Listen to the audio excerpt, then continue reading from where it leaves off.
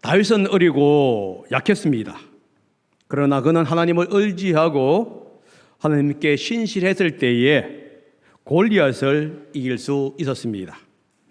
이 승리 후에 많은 사람의 인정을 받게 되고 결국은 이스라엘의 위대한 왕이 되었습니다. 작다고 어리다고 부족하다고 생각할 때에 주님께 충성하시기 바랍니다. 주님을 의지하고 충성할 때에 능력이 생기는 것입니다. 빌라델비아 교회는 작고 부족했지만은 주님께 충성하자 주님으로부터 칭찬과 보상을 받게 되었습니다. 교회 사역도 마찬가지인 것 같습니다. 자신이 작다고 생각할 때, 부족하다고 생각할 때에 주님을 의지하고 주님께 충성해야 합니다. 그러면 주님이 우리를 사용해 주시는 겁니다. 빌라델비아는 사대에서 남동쪽으로 약 한 50km 떨어져 있는 도시입니다.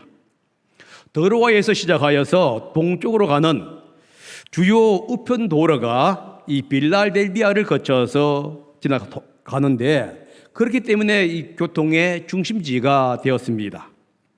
북쪽에서는 헤르무스 강의 지류인 코카미스 강변의 비옥한 평지가 펼쳐져 있고요. 남쪽에는 터몰로스의 산 능선의 광대한 골짜기가 있었기 때문에 전략적으로 군사 욕전 지역이기도 했다고 합니다. 넓은 평원과 기름진 땅 위에 세워졌기 때문에 농사에 적합했는데 특별히 포도 생산에 적합했다고 그래요. 그래서 빌라델피아의 수호신은 술의 신인 디오니소스입니다. 토양은 비옥했지만은 빌라델피아에 문제가 있었습니다. 그것은 뭐냐 하면은 자주 일어나는 지진이었어요. 이 지진 때문에 사람들은 도시에 살기보다는 농촌 지역에 거주하게 되었습니다. 주 17년에 지진과 계속되는 여진으로 말미암아 빌라델비아는 폐허가 되어 버립니다. 티베리우스 황제는 이 빌라델비아를 재건하기 위해서 재정적인 도움을 주었을 뿐만 아니라 5년간의 세금 면제를 해 주었습니다. 이 황제에 대한 충성 의미로 빌라델비아는 도시의 이름을 2번이나 개종합니다. 티베리우스 황제와 글라디우스 황제 때에는 네오 가이사라라고 하는 이름을 명명했습니다. 네오란 게 뭐냐면 신, 가이사라가 게 뭐냐면은 황제입니다. 신 황제의 도시 이런 의미가 되고요. 페스파시안 왕과 황제와 도미티안 황제 때에는 이 도시의 이름을 그들의 가문의 이름을 따라서 플라비아 이렇게 명명을 했습니다. 이렇게 로마 황제에게 충성을 다했지만은 주 92년 이 도미티안 황제는 이탈리아의 포도 재배를 보호하기 위해서 이 지역에 있는 포도나무의 절반을 잘라라. 그리고 새로운 포도나무를 심지 말라고 하는 칙령을 내게 됩니다. 이 칙령으로 말미암아 포도 농사를 주로 하고 있는 빌라델비아의 이 경제는 심각한 타격을 받게 돼요. 그 결과 이제 황제와의 위대 관계가 끊어지게 되어 버립니다. 이 도시 위에 세워진 교회가 어디냐? 빌라델비아 교회예요. 교회의 기원에 대하여는 알려진 바가 없지만은 사도 바울의 제자들의 사역을 통해서 세워진 듯합니다. 하지만 빌라델비아 교회는요 소아시아의 7교회 중에서 가장 늦게 세워진 교회라고 일반적으로 생각하고 있습니다. 이 빌라델비아 교회에 편지를 보내신 예수님은 자신을 이렇게 얘기합니다. 거룩하신 분, 참되신 분, 다윗의 열쇠를 가지신 분, 그리고 여시면 다를 사람이 없고 닫으시면 열 사람이 없는 분, 이렇게 묘사하고 있습니다. 거룩하신 분이라고 하는 용어가 나오는데 이것은 구약에서는 하나님에 대하여 사용하는 칭호입니다. 그런데 신약에서는 예수님에 대하여 이 용어가 사용되었어요. 그리고 인간이나 거짓 신들과의 대조하는 어떤 문맥 속에서 이 용어가 자주 등장합니다. 그렇다면은 이 세상을 구원할 자는 인간이나 거짓 신들이 아니라 참되시고 살아계시는 하나님이시며 예수 그리스도라고 하는 것을 지금 얘기해 주고 있는 것이에요. 그리고 참되신 분이라는 뜻은 무엇이냐면 신실하신 분이라는 의미입니다. 빌라델비아가 로마 도마티안 황제를 위해서 도시 이름까지 개명하면서 존경을 표했습니다. 그러나 도마티안 황제는 빌라델비아의 충성을 배척했습니다. 그러나 이 본문은 물려가고 있느냐, 하나님은 결코 자신을 섬기고 자신에게 충성하는 백성을 배척하지 않는 신실한 하나님이다 하는 것을 지금 내포해 주고 있다는 겁니다. 또한 예수님을 가리켜서 다윗의 열쇠를 가지신 분으로 묘사하고 있습니다. 다윗의 열쇠라는 것은 뭐냐? 다윗 왕국에 들어갈 수 있는 열쇠를 얘기해 줍니다. 이것은 메시아의 왕국을 얘기할 뿐만 아니라 하나님의 나라 새 예루살렘에 들어가는 이 권세가 다윗의 후세인 예수님에게 있다 하는 의미가 들어가 있습니다. 그래서 이 예수님은 하나님의 나라에 들어갈 수 있는 절대적인 권세를 가지고 있다는 거예요. 그렇기 때문에 예수님 외에는 아무도 이 문을 열 수도 닫을 수도 없다는 것을 얘기해 주고 있습니다. 이 절대 권력을 가진 예수님께서 빌라델비아 교회를 지금 칭찬하고 있습니다. 빌라델비아 교회에게 이렇게 얘기하죠. 앞으로 아무도 닫을 수 없는 문을 열어놓았다. 이렇게 얘기합니다. 여기서 열린 문이라는 얘기가 나와요. 이게 뭐냐면 하나님의 나라에 들어갈 수 있는 문을 얘기하는데요. 유대인들은 빌라델비아 교회 성도들을 회당으로부터 추방을 했습니다. 그리고는 그리스도인들은 자신들의 회당에 들어오지 못하도록 이 회당의 문을 닫아버렸어요. 비록 그리스도인들이 유대인의 회당에 들어갈 수는 없지만은 메시아 왕국에 들어갈 수 있는 문을 활짝 열어놓았다. 이 얘기를 지금 해주고 있는 것입니다. 그리고 이 문은 아무도 닫을 수가 없는 거예요.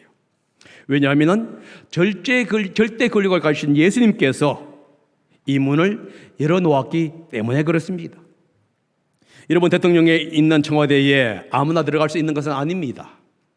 특별한 사람만 들어가고 가기 전에 신은조회라고 하는 것을 거쳐야만 들어갈 수 있습니다.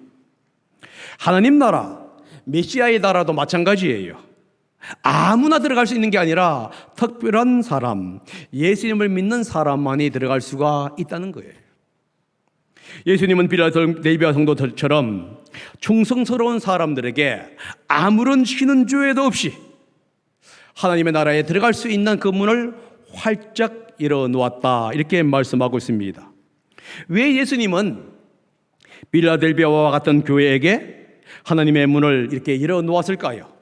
그 이유를 8절이 지금 얘기해 주고 있습니다. 8절은 이렇게 얘기합니다. 다 같이 읽어봅니다. 시작.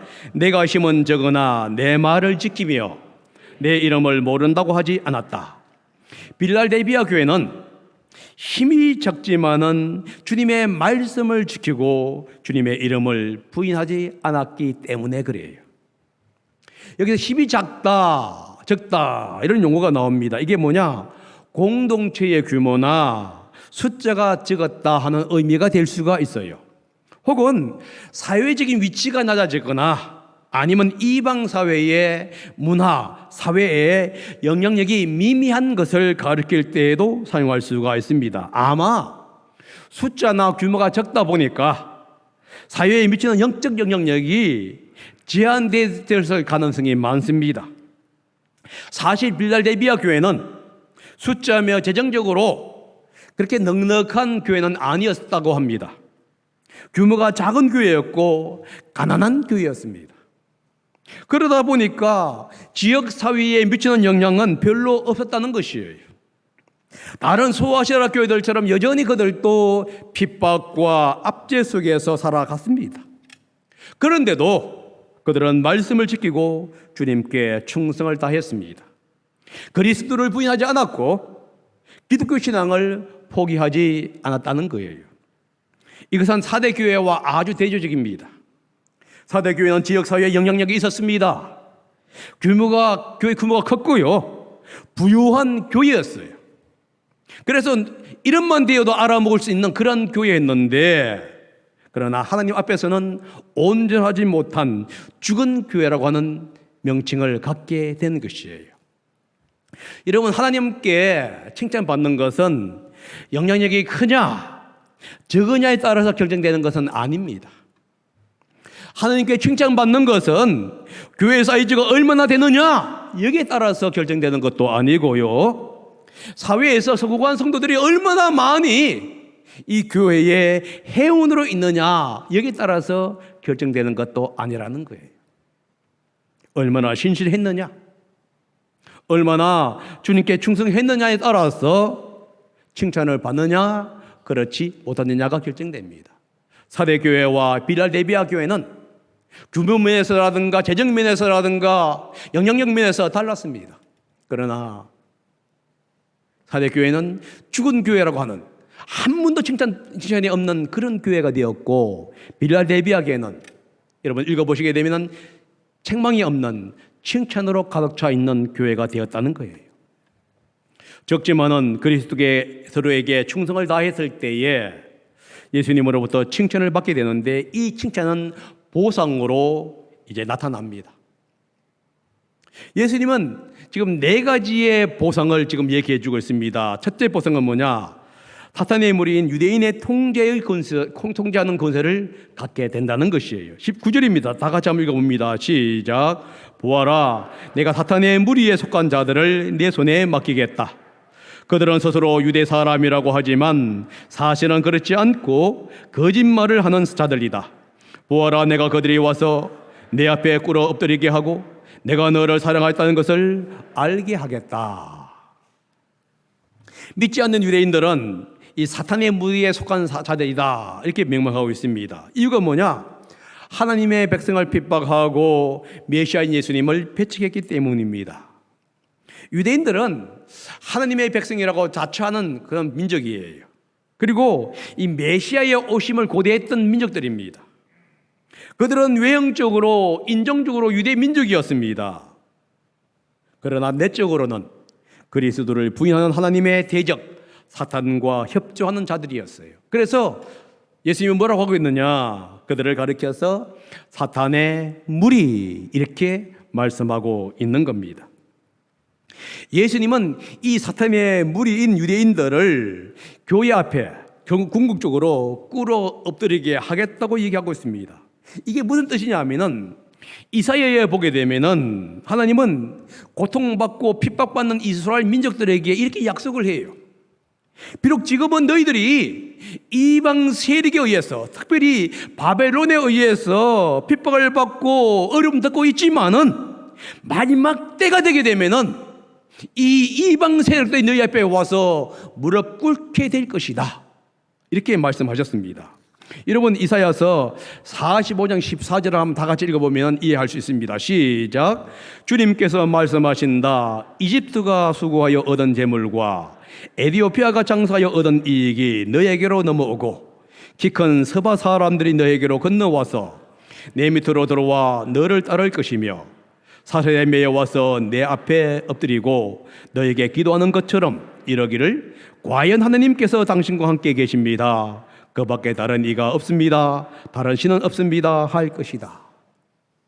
이스라엘을 핍박하고 압제하는 그 민족이 마지막에 이스라엘 민족 앞에 나와가서 당신의 하나님만이 유일합니다 하면서 그들에게 굴복하는 이 장면을 얘기해 주고 있습니다. 그런데 예수님은 지금 반전, 즉 이 약속이 역전될 것이라는 것을 얘기해 주고 있는 거예요. 이방 민족들이 유대 민족을 핍박한 것처럼 믿지 않는 유대 사람들이 지금 믿는 그리스도인들을 핍박한 겁니다. 그래서 마지막 미래에 이방 민족들이 유대 민족 앞에 굴복하는 것처럼 믿지 않는 유대인들이 성도 앞에 굴복하게 될 것이라고 지금 얘기해 주고 있는 것이에요. 이 의미는 무슨 뜻이냐 하면은, 비록 교회가, 성도가 지금은 핍박받고 어렵다 할지라도 결국은 승리하게 된다는 겁니다. 하나님이 그들에게 승리를 주신다는 거예요. 그러므로 성도들은 이 미래의 영광을 바라보면서 오늘의 어려움과 연약함을 견디어내라, 이 얘기를 하고 있는 거예요. 그러므로 여러분, 주님께 충성한 사람은요, 연약한 자 같으나 결국은 강한 자가 되는 것입니다. 두 번째 보상은 7년 대환란 시험 때에 시험에서 면제가 되는 특권을 갖게 됩니다. 10절입니다. 다 같이 읽어봅니다. 시작. 인내하라는 내 말을 내가 지켰으니 온 세상에 닥쳐올 시험을 받을 때에 나도 너를 지켜주겠다. 시험은 땅 위에 사는 사람들을 시험하려고 닥치는 것이다. 온 세상에 닥치는 시험, 땅 위에 사람들에게 임하는 시험, 이 시험이 뭐냐? 대환란이에요. 예수님께서 지상 재림하시기 전에 있는 7년 대환란을 이야기해 주고 있습니다. 왜냐하면 이 시험을 가리켜서 온 세상이라고 얘기하고 있고요, 땅 위의 모든 사람에게 임하는 시험이라고 얘기해 주고 있기 때문입니다. 일반적으로 시험은 지역적입니다. 그러나 마지막 때 하나님께서 주시는 시험은 지역적인 시험이 아니라 우주적인 시험이에요. 이 대환란의 시험이 닥칠 때에 교회는 그 시험에서 면제가 될 것입니다. 이 대환란을 통과하지 아니하고 그 전에 휴거하여서 건짐을 받게 된다고 지금 말씀해 주고 있습니다. 왜 그러면 하나님께서 그러한 은혜를 주시느냐? 그 이유는 뭐냐 하면은 그동안 수많은 어려움과 시험을 견디면서 인내해 내어 갔기 때문에 그래요. 인내하면서 믿음을 지켰기 때문입니다. 주님의 말씀을 지켰기 때문에 그래요. 그러므로 마지막 온 세상에 임할 대환란의 시기에 하나님은 성도를 건져주면서 이 큰 시험을 받지 않게 해주겠다고 지금 약속해 주고 있는 겁니다.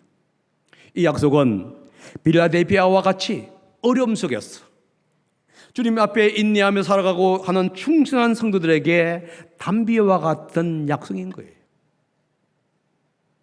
여러분, 우리가 당하는 이 어려움은 7교회를 읽어보면 7교회 성도들이 당하는 이 어려움과 차원이 다릅니다. 그들은 우리가 힘들다 했던 그 어려움이 문제가 아니에요.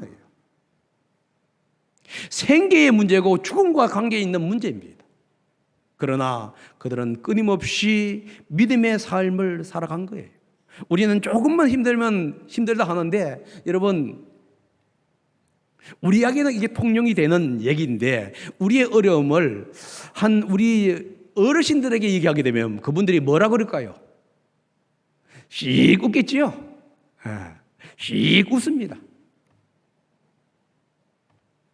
이 7교회 성도들에게 우리가 당하는 어려움을 얘기하면 그분들은 뭐라 할까요? 웃지도 않아요. 왜요? 세 발에 워크니까. 비교 대상이 안 되니까. 그런 사람에게 앞으로 대환란이 온다고 하는 것은요, 엄청난 두려움이었어요. 그런데 주님께서 그들에게 약속합니다. 니들이 이 어려움을 지금 잘 견디기 때문에 마지막 주님께로부터 올 임한 그 시험의 때 너희들이 면제될 것이다. 이것은요, 놀라운 축복인 거예요. 여러분들이 힘드는데 앞으로 20년, 30년 후에 대구 같은 집을 가지게 될 것이다. 그러면 얼마나 경제되겠어요? 우리 청년들 집 사는 거 꿈에도 못 그리죠? 그런데 여러분들이 집 살 수 있어요. 어떻게 사느냐? 지방으로 내려오면 돼. 서울에 가게 되면 여러분 죽었다 깨나도 여러분들 집을 못 사. 왜? 최소한 7억, 8억 기본이, 그죠? 조금 있으면은 9억, 10억, 좀 더 하면요 20억, 30억. 어떻게 여러분들 사겠습니까? 그런데 지방 내려오게 되면요 여전히 보통 하면은 1억이면 살 수 있으니까 그래도 희망은 되는 거예요. 그런데 여러분, 이 희망보다 더 큰 희망이 있는 게 뭐냐? 천국에 대한 희망이에요. 하나님께서 여러분들에게 면제할 뿐만 아니라 놀라운 집을 여러분에게 주신다고 약속했기 때문입니다. 세 번째 보상은 뭐냐? 영광의 면류관을 빼앗기지 않는 상을 얘기합니다. 11절입니다. 다 같이 읽어봅니다. 시작. 내가 곧 가겠다. 나는 내가 가진 것을 굳게 붙잡아서 아무도 내 면류관을 빼앗지 못하게 하여라. 여기서 면류관이라는 게 나옵니다. 이 면류관은 뭐냐 하면은 야자수 가지로 만든 엮은 면류관을 얘기하고 있고요. 경기에서 이긴 자에게 씌우는 화관을 얘기합니다. 이것을 다른 말로 말을 하게 되면은 상, 보상, 명예 이런 의미로도 얘기합니다. 지금 이제 좀 있으면 뭐가 이렇게 시작이 됩니까? 올림픽, 그죠? 동경. 그러면 여러분들 1등 하게 되면 얼마나 큰 영광이에요. 뭐 상은 둘째 치고도 얼마나 큰 영광입니까? 그런데 주님께서 뭐라고 있느냐? 이 영광의 면류관을 아무도 빼앗지 못하겠다. 그리스도가 오실 때에 빌라델비아와 같이 연약하고 부족하지만은 믿음을 지킨 사람에게 이 영광의 면류관, 하나님의 모상을 받게 된다는 겁니다. 믿음으로 경주를 완주한 성도들에게 이 보상이 주어진다는 겁니다. 2012년도 8월 11일 런던 올림픽 남자 축구 한인전에서 일본을 격파하고 한인 축구 사상 최초로 올림픽 동메달을 획득한 적이 있었습니다. 이때 환호한 관중들 가운데 하나가 독도는 우리 땅이라고 하는 플래카드를 박종호 선수에게 건네주게 되고요. 이 박종호 선수는 그것을 그라운드로 누비게 됩니다. 그러자 국제올림픽위원회 IOC와 국제축구연맹 FIFA가 독도 세라머니를 정치적인 행동으로 간주하여서 제재하면서 동메달 시상식에 참석하지 못하게 만들어요. 그때 국민체육진흥공단은 박종우의 징계와 관계없이 연금 지급의 명단에 포함시키고 연금 정려 수여식을 하게 됩니다. 그리고 병무청장과 문화체육관광장관도 박종우의 병력 혜택에 문제가 없다 이렇게 밝혔습니다. 설사 IOC와 FIFA에 의해서 제재를 받아서 동메달의 이 면류관이 뺏긴다 할지라도 박종우는 연금이나 군 면제 등 한국에서 주는 면류관을 받는 데는 문제가 없었다 하는 것이에요. 사실 나중에 이 동메달을 그가 받게 되고요. 대신 410만 원의 이 벌금을 물어야만 했습니다. 이런 빌라델비아 교회와 성도들도 마찬가지예요. 신실한 성도들에게 이 땅에서는 핍박받고 험난한 삶을 살지만은 주님의 나라에서는 이 영광의 면류관을 받게 된다는 겁니다. 그래서 주님이 이렇게 얘기하고 있어요. 내가 곧 가겠다. 너는 내가 가진 것을 굳게 붙잡아서 아무도 내 면류관을 빼앗지 못하도록 하라. 이렇게 얘기합니다. 이 말을 보면 꼭 이렇게 빼앗길 수 있으니까 굳게 잡아라. 이런 의미로 하는데 여러분 이게 그런 뜻이 아니라 수학적인 표현이에요.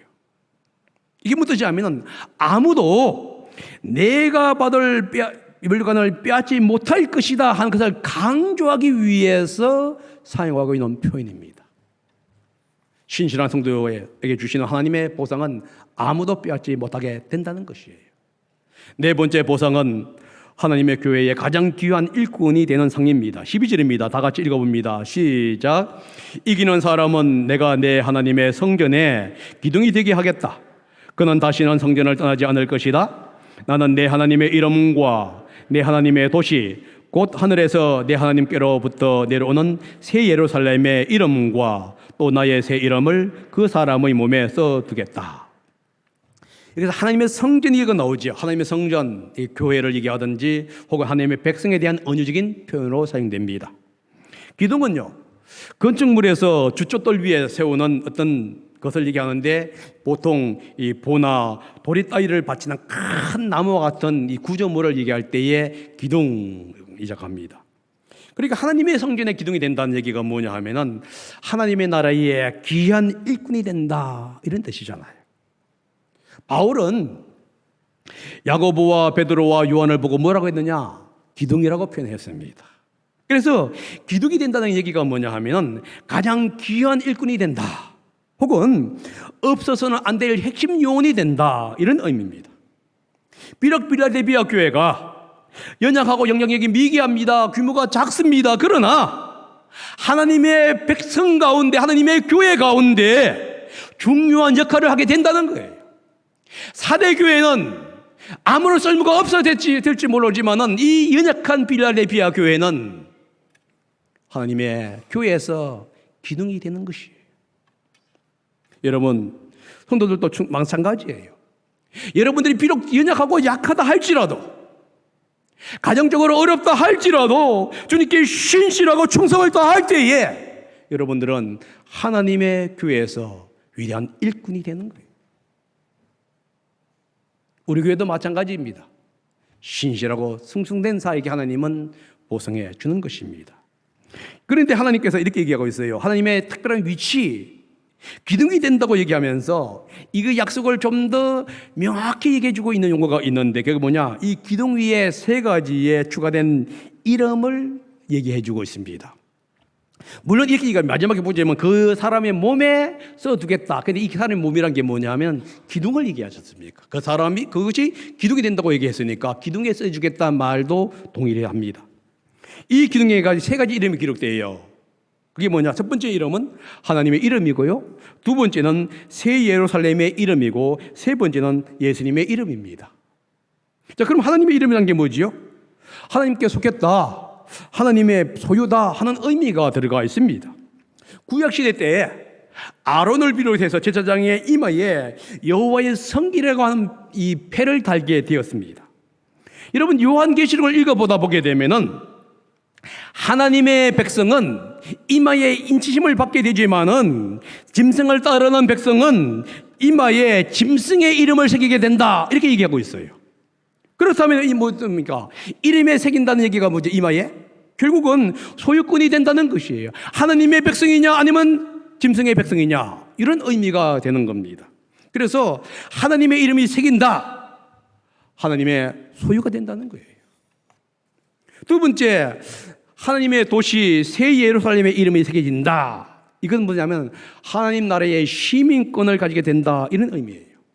여러분, 히브리서 12장에 보게 되면은 하늘의 예루살렘과 이 땅의 예루살렘을 비교하고 있습니다. 성도들이 바라고 있는 것은 이 땅의 예루살렘이 아니라는 거예요. 하늘의 새 예루살렘을 그들이 바라고 있는 거예요. 마치 이스라엘 백성들이 이 이집트에서 가나안 땅에 들어간 것처럼 이 가나안 땅에 들어간 상고들이 끊임없이 어려움을 당했던 이유가 뭐냐? 새로 하나님께서 오시는 그 새 예루살렘을 바라보면서 그들이 인내하면서 살아갔다고 얘기하고 있는 거예요. 여러분, 성도들이 바라는 것은 이 땅이 아니라 새 하늘의 새 예루살렘입니다. 왜냐하면 이 땅의 것은 사라지지만은 하늘의 것은, 하늘의 예루살렘은 영원하기 때문에 그래요. 여러분, 빌라델피아 교회는, 또 성도들은, 또 시민들은 지진으로 인해서 건물이 파괴되는 그러한 위험을 안고 살아갔습니다. 그래서 그들의 시민권은 항상 불안했던 것이에요. 하지만 하늘의 새 예루살렘은 안전합니다. 승리한 자에게 이 영원한 새 예루살렘의 시민권이 부여되고 된다는 것을 얘기해 주고 있습니다. 그 다음에 예수님의 이름이 새겨지지요. 이것은 무슨 얘기입니까? 예수님의 것이 된다는 얘기입니다. 다시 말해서 하나님의 이름이 새겨질 때에 하나님의 백성이 되는 것처럼 예수 그리스도의 이름이 새긴다는 얘기 뭐죠? 예수님의 소유가 된다, 예수님의 백성이 된다, 이런 얘기입니다. 그리스도인들은 예수님의 새 이름, 예수 그리스도라고 하는 사람이라고 하는 그러한 이름을 갖게 된다는 겁니다. 결국은 하나님의 이름과 예수님의 이름, 그리고 새 예루살렘의 이름이 기록된다는 것은 무슨 뜻입니까? 성도들의 영원한 정체성과 안정을 지금 얘기해 주고 있는 거예요. 그리스도인들은 예수님 안에서 새로운 정체성을 가지게 되는 거예요. 하늘의 하나님의 소유의 백성이 되는 것이고 하나님의 자녀가 되는 것입니다. 그래서 천국의 백성이 되는 것이에요. 그러다 보니까 주님이 오실 때에 자연스럽게 하나님 나라에서 안전하게 거할 뿐만 아니라 하나님과 함께 영원한 삶을 살아가게 되는 거예요. 이게 바로 주님이 주시는 축복인데, 이 영광스러운 가운데서 기둥 같은 인재로 주님 앞에 등용된다, 이렇게 말씀하고 있습니다. 여러분들이 왜 자녀들을 열심히 공부시키지요? 인재를 만들기 위해서가 아닙니까? 이 나라의 인재 혹은 직장에서의 인재를 만들기 위해서가 아닙니까? 하나님은 약속합니다. 주님 앞에 충실한 자, 신실한 자에게 하나님 나라의 인재로 등용해 주겠다, 이렇게 말씀합니다. 결론입니다. 여러분, 빌라델비아 교회는 작지만은 주님께 충성하는 교회였습니다. 지진이 계속되고 계속되는 여진으로 말미암아 고통을 겪었습니다. 적고 미미했습니다. 그리고 사회적으로는 영향력도 없었고요. 천한 대우를 받았습니다. 그러나 그들은 그 마음속에 믿음을 잃지 않았고 주님의 말씀을 지켰습니다. 고난 속에서도 주님께 충성을 다했습니다. 이렇게 충성을 다하는 빌라델비아 교회에게 주님은 칭찬합니다. 하나님의 영원한 백성이 될 뿐만 아니라 천국의 시민으로 일하고 하는 은혜를 주시고 영원히 빼앗지 않게 하겠다고. 저는 이런 교회가 되었으면 좋겠습니다. 항상 고난당하고 핍박받으라 이런 의미가 아니잖아요. 주님을 사랑하는 교회가 되었으면 좋겠다는 얘기예요. 어떤 환경에서도 충성을 다하는 교회가 되고 성도가 되기를 바랍니다. 그래서 주님 앞에 인정받는 그러한 일꾼이 되시기를 예수님의 이름으로 축복합니다. 기도하겠습니다.